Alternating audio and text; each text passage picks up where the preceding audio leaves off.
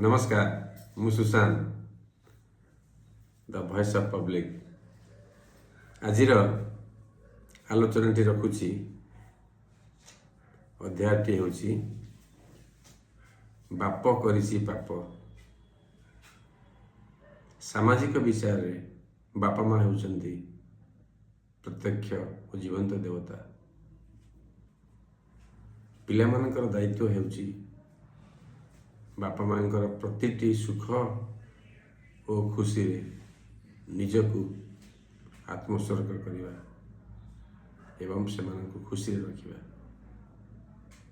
तेबे कटक जिला नराज अंचल गोड़ीसाई जो घटनाटी अत्यंत हृदय विदारक और छातीथरा। 70 वर्ष बयसर बापा एक अभावनीय घटना घटाई पशु पलटि जाइछन्ति।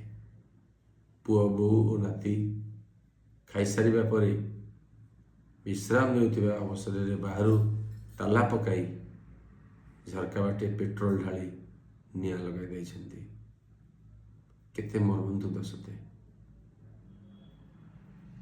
पुलिस तदंत चली बापा को तो गिरफ करा जाइछि, किंतु पुओ और बोहू दुई जन मुर्मुसु होई प्रथमे सरकारी डाक्तरखाना और परवर्ती समय एक बेसरकारी डाक्तरखाना चिकित्साधीन होता समय जनकर मृत्यु हो जाइछि एवं अन्य जड़े अत्यंत संकटापन्न भाव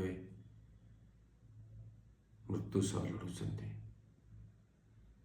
पुलिस तदंतरु जहाँ जना पड़ी एवं पारिपार्श्विक घटनाक्रम जहाँ कहूँ जे तांको बापा जड़े निशासक्त थिले, से नियमित निशा सेवन करुले एवं परिणत बयस एक द्वितीय विवाह करने चाहूले, किंतु एथिरे पुओ बो विरोध करथिले एवं झियो जई भी विरोध करथिले। यह एक कारण हो पारे। अन्य एक कारण भी पुलिस तदंत कहूची जे कौन सी पैसा पत्र घटना को नहीं बापा पुओं भितर कली झगड़ा होता। तेबे जड़े 70 वर्ष बयस बापा एते नृशंस हो पारती, पिशाच पलटि पारती, जल्लाद हो जाती। तेबे सामाजिक और मनस्तात्विक पृष्ठभूमि यदि खोजा जीव तेबे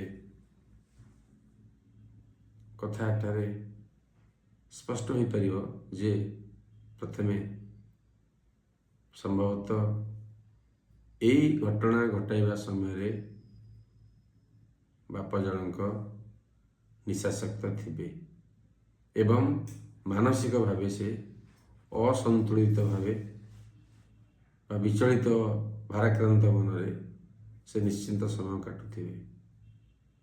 एपरी घटना जड़े परिणत बयसर वृद्ध संगठित करि पारंदी, यह समाज को एक कठोर वार्ता देउछि। सेपरी आम सामाजिक जनजीवन को जदि देखा जाए तो परिणत बयस विवाह करा जाउछि। आज समय भी सी एक व्यवस्था भाव ग्रहण करा जाउछि। तेरे सी एक भिन्न आलोचना पुलिस तदंत चली। तेबे आपण माने यही घटनाक्रम को नहीं आपण मान भितर कौन प्रश्न उठुची टिके मते कहिबे। मु भी यही घटनार परवर्ती अन्य घटनाक्रम को दृष्टि देछि, नजर रखी। आपण मान परवर्ती समय मु भी जनइबी ए विषय ये सामाजिक आह्वान को आमे समस्ते आसतु ଟିକେ ଟିକେ ବୁଝିବା ଏବଂ ଏ ଆହ୍ୱାନକୁ ଆମ ଯୁଗର ଆହ୍ୱାନ, ସମାଜର ଆହ୍ୱାନ, ସମୟର ଆହ୍ୱାନ ଏବଂ ଆମ ସମସ୍ତଙ୍କ ପାଇଁ ଏକ ଆହ୍ୱାନ।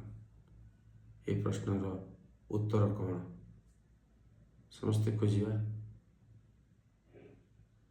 ପରବର୍ତ୍ତୀ ସମୟରେ ଏହି ଘଟଣାକ୍ରମର ପରବର୍ତ୍ତୀ ଅଧ୍ୟାୟରେ ମୁଁ ପୁଣି ଆପଣମାନଙ୍କ ସହିତ କଥା ହେବି, ଯୋଡ଼ି ହେବି। ଆଜି ପାଇଁ ରହିଲି, ନମସ୍କାର।